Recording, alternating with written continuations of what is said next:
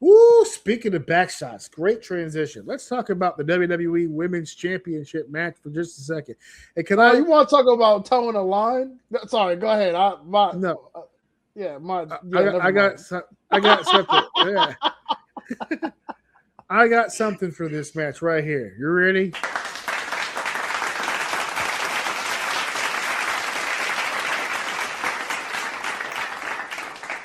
Fans of this show, they're probably thinking, oh, here he goes.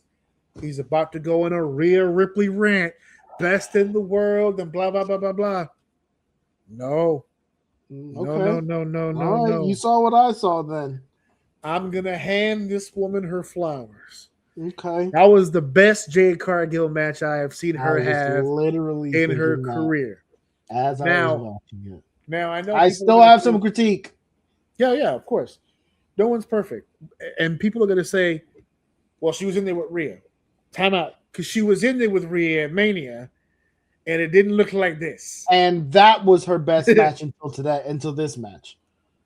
Yeah. And I want to give credit to the agent who put this together because I think they figured out the formula for Jade, which is Jade needs to be on the offensive.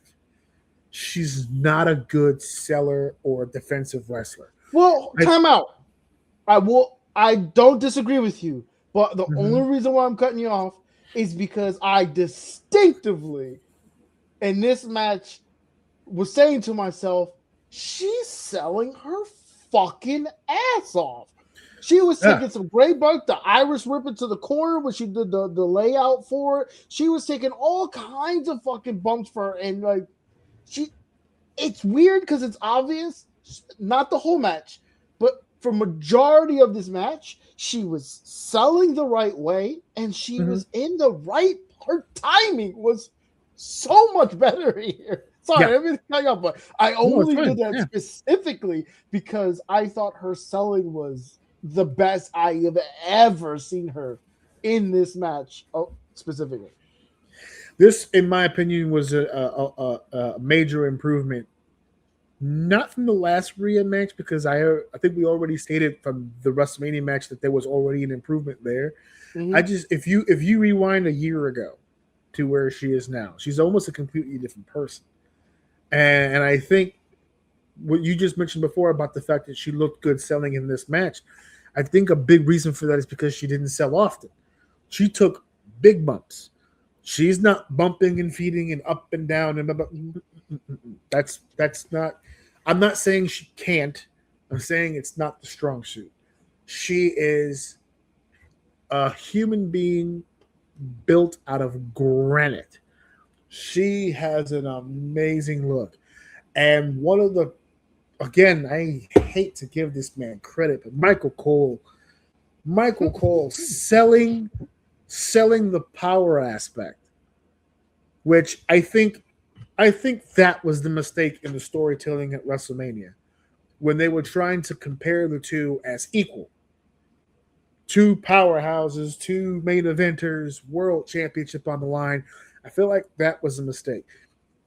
This match proved to me that it's a very rare instance when Rhea Ripley gets to be the underdog and very rarely gets to be the one fighting from underneath because she's usually the bigger, stronger competitor. Jade is the bigger, stronger competitor. And since at WrestleMania, I felt like they were trying to make it sound like they were both strong, big competitors.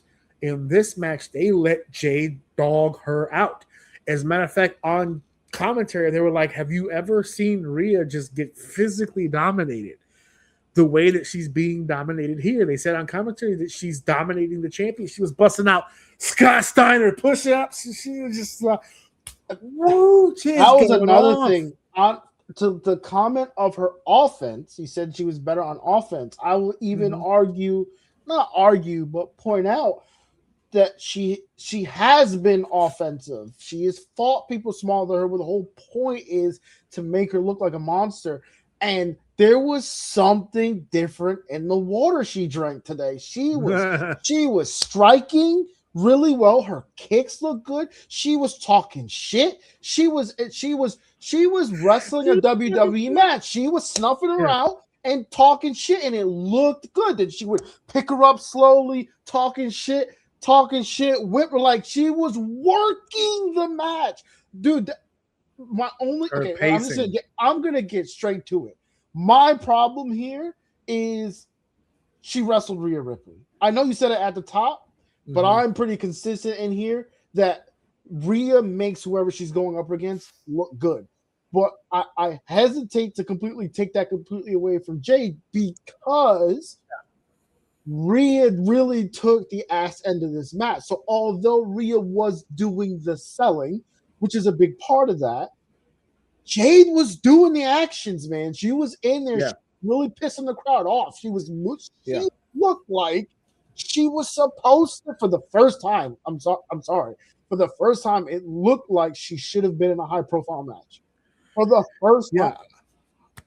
I'm the first guy. Always. Rhea can get in there with a broomstick. And if this match had happened in a vacuum, meaning there was no previous Rhea Ripley Jade matchup to base it off of, I probably would lean toward, Rhea makes another star. How about that? But I've already seen them compete, and I know that if the timing's off, if the pacing's off, if anything clunky happens, Rhea's not enough to make the match look extraordinary.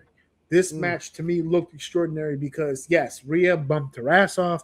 She got a chance to be the cruiserweight. She got a chance to be the lightweight. She got in there. She was bouncing around like a goddamn rubber ball. She was going up there.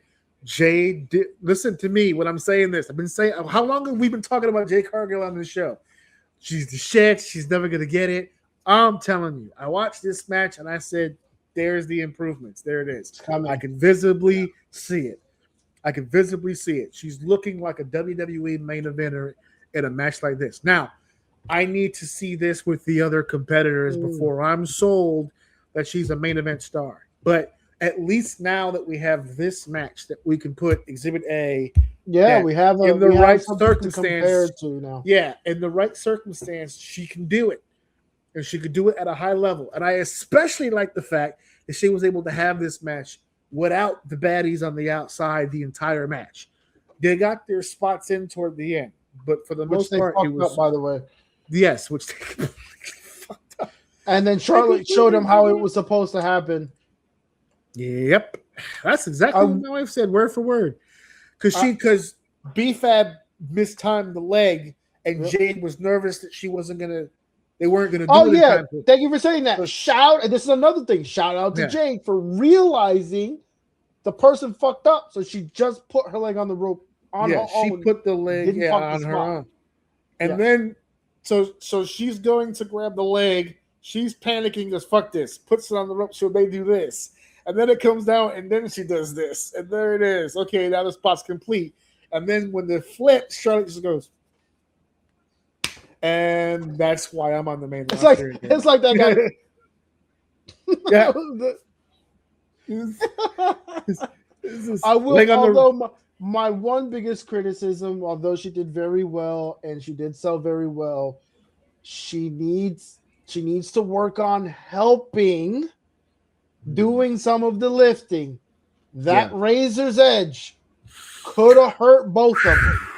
And if it wasn't, you can say whatever you want. The commentary can say whatever the fuck they want about Jade being a powerhouse. Rhea raw dogged that. She threw that woman with all her fucking might to save both of their asses. Yeah, we have a term for that. It's called sandbagging, and she definitely did that. She sandbagged. I don't know if she mistimed. I don't know if she just didn't know how to help with her body. I don't know. Because of gotta be careful with that. Because of the way the match was going up until that point, I'm going to give her the benefit of the doubt and just say it was mistimed. Because based on the way that match was flowing, and you can see on both of them they were feeling it, I don't think she would have intentionally just said, okay, bitch. It looked like Jade may have thought it was a reversal, and it wasn't. Because the weight was the weight looked like it was on her hips and below, rather than giving her that leverage to like kind of get her up and over.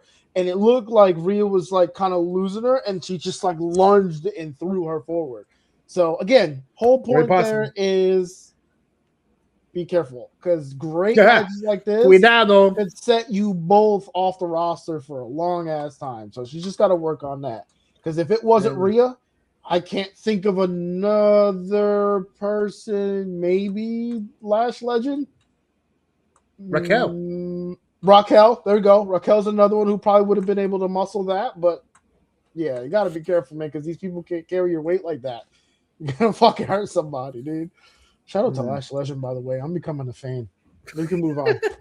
Notice we didn't say Nia, but here we go. We're moving on.